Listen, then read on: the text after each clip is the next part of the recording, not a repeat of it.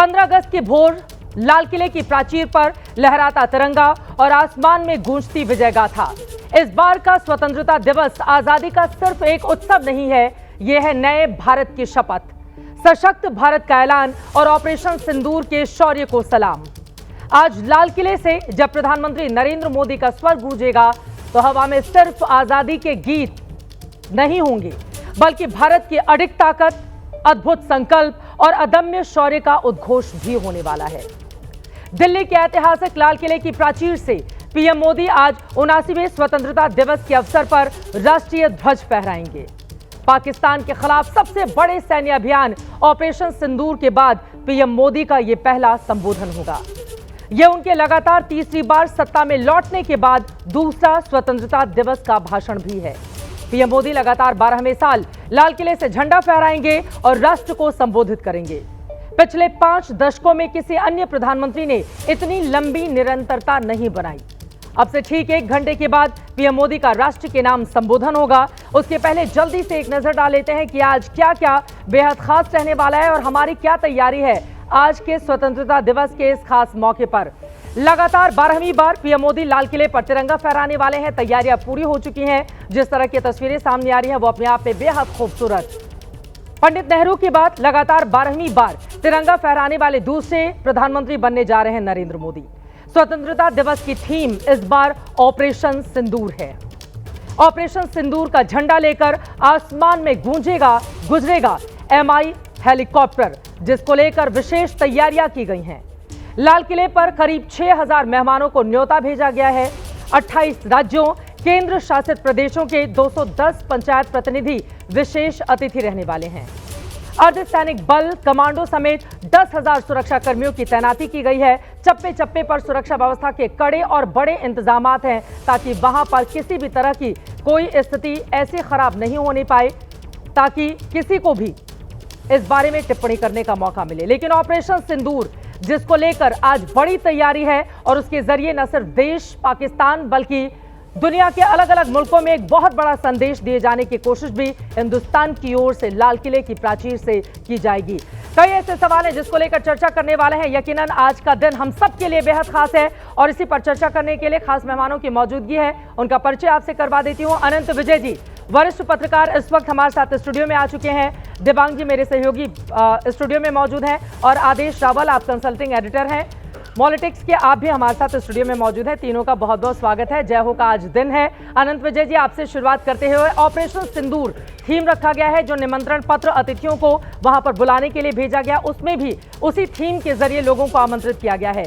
इसके जरिए आज हिंदुस्तान अपनी कौन सी ताकत दिखाने वाला है और आज जब नरेंद्र मोदी बोलेंगे तो उनके भाषण की 2 मुख्य बातें आपको क्या लगता है क्या हो सकती हैं? आज तो भारत प्रधानमंत्री नरेंद्र मोदी की वक्तृत्व क्षमता को देखने जा रहा है ऑपरेशन सिंदूर के बाद। और जिस तरह से ऑपरेशन सिंदूर को लेकर पूरे देश भर में एक माहौल बनाया जा रहा है, चाहे वो केबीसी के सेट पर कुरैशी मैम को और उन लोगों को पहुंचने का मसला हो, या आज प्रधानमंत्री के आसपास जो जांबाज हैं ऑपरेशन सिंदूर को जिन्होंने अंजाम दिया, उनमें से कुछ चुनिंदा लोग मंच पर बैठेंगे। ऐसा बहुत कम देखने को मिलता है कि जांबाजों को प्रधानमंत्री अपने साथ लाल किले की प्राचीर पर बने मंच पर बैठाएंगे। तो मुझे लगता है कि आज के भाषण का 2 मुख्य बिंदु जो कल राष्ट्रपति के भाषण से भी संकेत मिलता है, उसका एक तो आपने अपनी खबरों में बताया कि ऑपरेशन सिंदूर, उसकी सफलता और उसके साथ साथ रक्षा के क्षेत्र में भारत की जो आत्मनिर्भरता की ओर बढ़ते कदम है उसको प्रधानमंत्री रेखांकित करने वाले हैं, ऐसा मुझे लगता है। बिल्कुल जी, ये महत्वपूर्ण बात आप कह रहे हैं। और देखिए, यहाँ पर हम बड़ी बातें दिखा रहे हैं कि इस बार के हमारे स्वतंत्रता दिवस पर वो कौन कौन सी बातें हैं जो बेहद खास रहने वाली हैं। और यकीनन हर हिंदुस्तानी आज की इन तस्वीरों को देखकर गौरवान्वित होगा, क्योंकि ऑपरेशन सिंदूर के जरिए न सिर्फ हमने पाकिस्तान को मुंहतोड़ जवाब दिया, बल्कि हमारे जो अपने नागरिक जिनकी जान पाकिस्तान से भेजे गए आतंकवादियों ने ले ली थी, हमने पाकिस्तान को घर में घुसकर सबक सिखाया है। दिबांग, अब सीधे आपके पास आते हुए, जो निमंत्रण पत्र भेजा गया गणमान्य लोगों को इस कार्यक्रम का मेहमान बनने के लिए, शामिल होने के लिए, ऑपरेशन सिंदूर का लोगो उसमें लगाया गया था। इसके जरिए हम दुनिया को क्या बताना चाहते हैं और आज जब प्रधानमंत्री नरेंद्र मोदी बोलेंगे तो कौन कौन सी बड़ी बातें आपको नजर आ रही हैं कि वो अपने संबोधन का हिस्सा बना सकते हैं? देखिए, विजय जी ने विस्तार से बताया कि ऑपरेशन सिंदूर पर बात होगी और आप भी बता रहे हैं कि जो इनविटेशन लेटर है उसमें ऑपरेशन सिंदूर का लोगो है, तो जाहिर है ऑपरेशन सिंदूर के आसपास बहुत बात होगी और विजुअली भी अगर आप देखें तो वहाँ पर उसका पूरा इंतज़ाम होगा।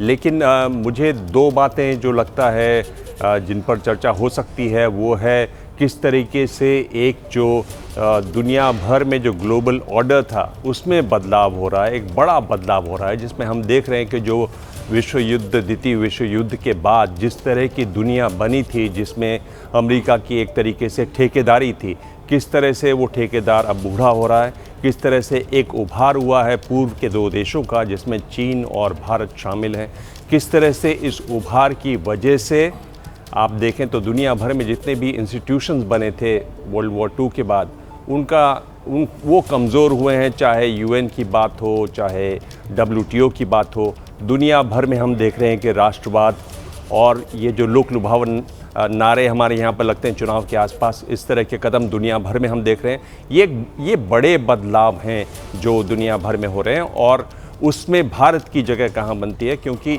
ये वो दौर है बदलाव का जहाँ मुझे लगता है कि बहुत महत्वपूर्ण हो जाता है कि आप कितने ताकतवर हैं। यानी पुराने कायदों से हटकर ताकत पर सारा जोर आ गया है।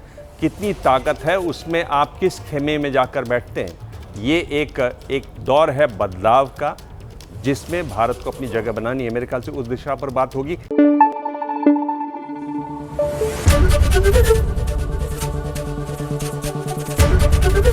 ABP न्यूज़ आपको रखे आगे।